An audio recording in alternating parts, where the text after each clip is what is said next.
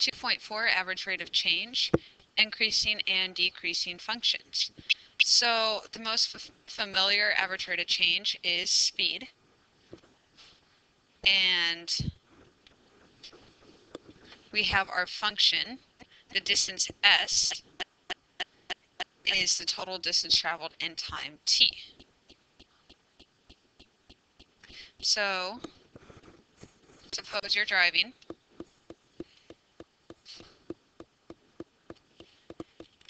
and in 2 hours you drive 120 miles.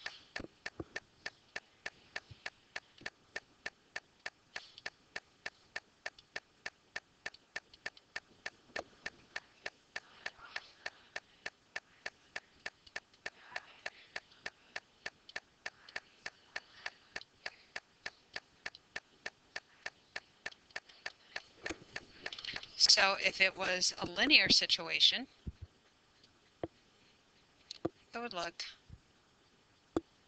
like this. It could also happen that your speed varies within those 2 hours.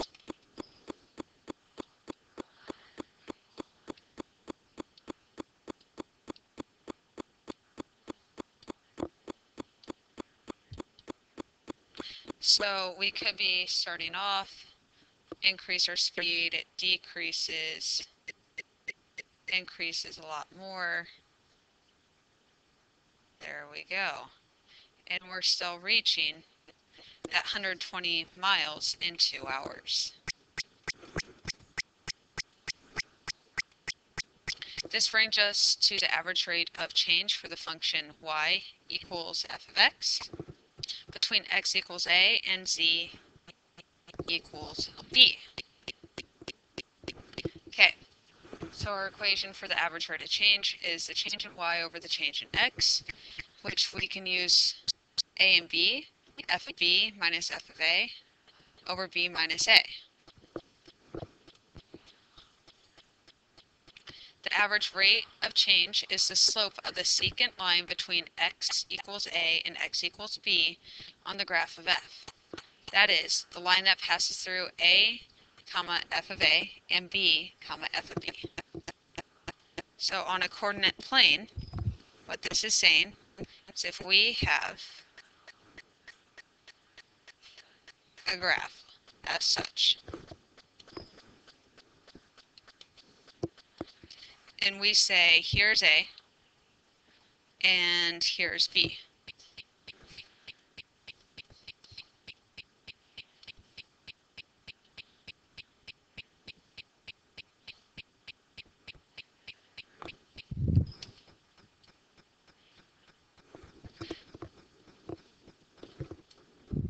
So we have the graph of f of x.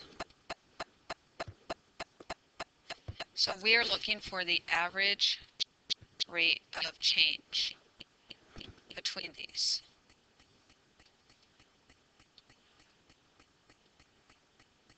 So it's a curve, so we are taking the straight line across, and we make a right triangle.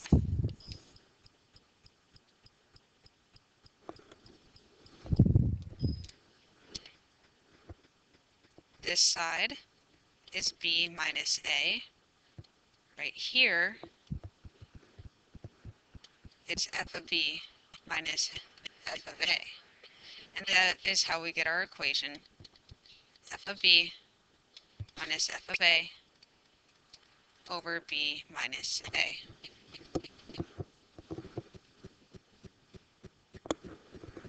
So we're going to calculate the average rate of change for the function f of x equals x squared plus 2 for the following points.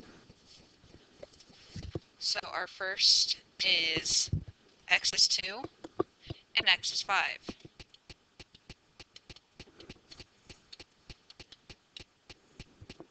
So the larger value is b, so 5 is b, 2 is our a. So we're going to work out f of b first, which is the same of f of 5. So we're going at 5 squared plus 2 which is 27. We now need to work out f of a, which is f of 2.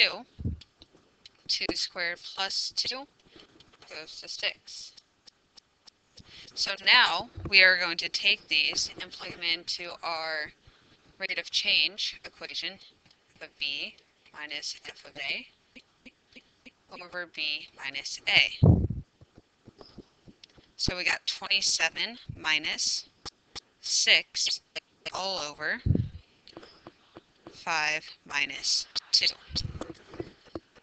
So 27 minus 6 is 21. 5 minus 2 is 3.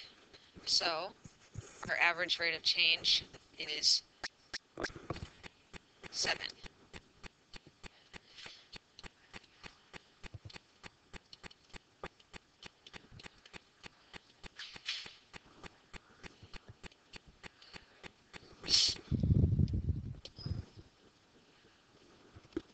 For B, we have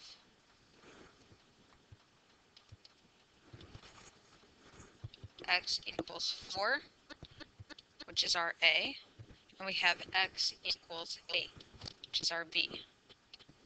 So we need to calculate f of B, which is the same as f of 8. So it goes 8 squared plus 2, that is 66. F of A is f of 4, which is 4 squared plus 2, that goes to 18. Let's plug it into f of B minus f of A all over b minus a. We get 66 minus 18 over 8 minus 4 goes to 48 over 4. So our average rate of change is 12. And I just put ARC for average rate of change. Okay, finally, for C, we have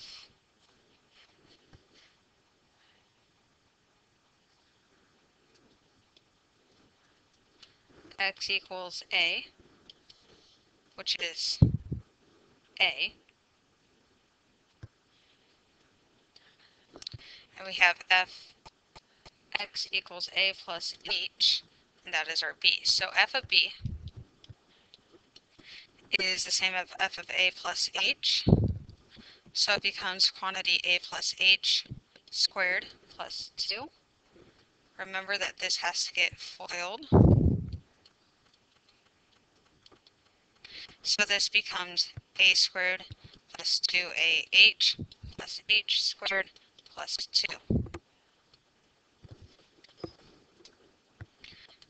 F of A is the same as f of A.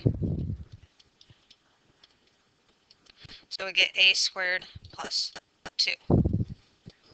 So now we're going to plug them in to f of B minus f of A over B minus A. And we get A squared plus 2AH plus H squared plus 2 minus parentheses A squared plus 2 all over A plus H minus A. Okay, distribute the negatives, simplify the numerator.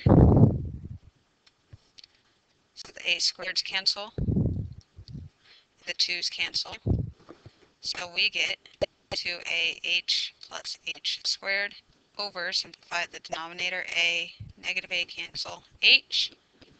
We can cancel out an H with each term. Okay, 2A plus H as our average rate of change.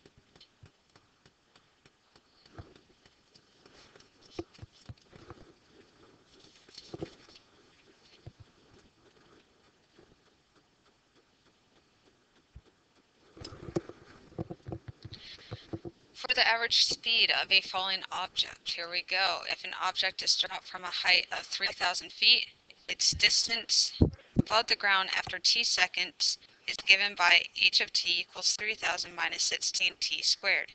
Find the object's average speed for the following times. So we're looking between 2 and 3 seconds. So 2 is our A, 3 is our B. So we need to work out h of b, and we're using h instead of f because that's what the function's labeled, which is really h of 3. So 3000 minus 16 times 3 squared. And if you plug that into a calculator, go ahead. You get it 2856. Now h of a, which is 2, goes to 3000 minus 16 times 2 squared. Work it out in the calculator, you get 2,936.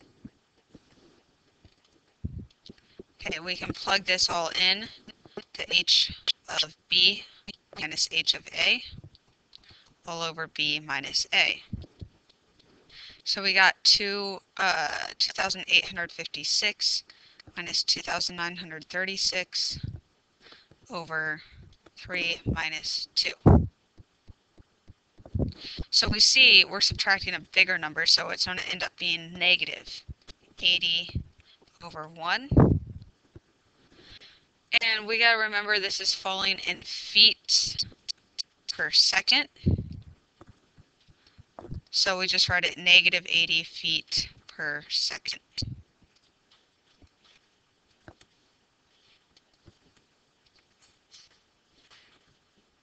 Not what I wanted.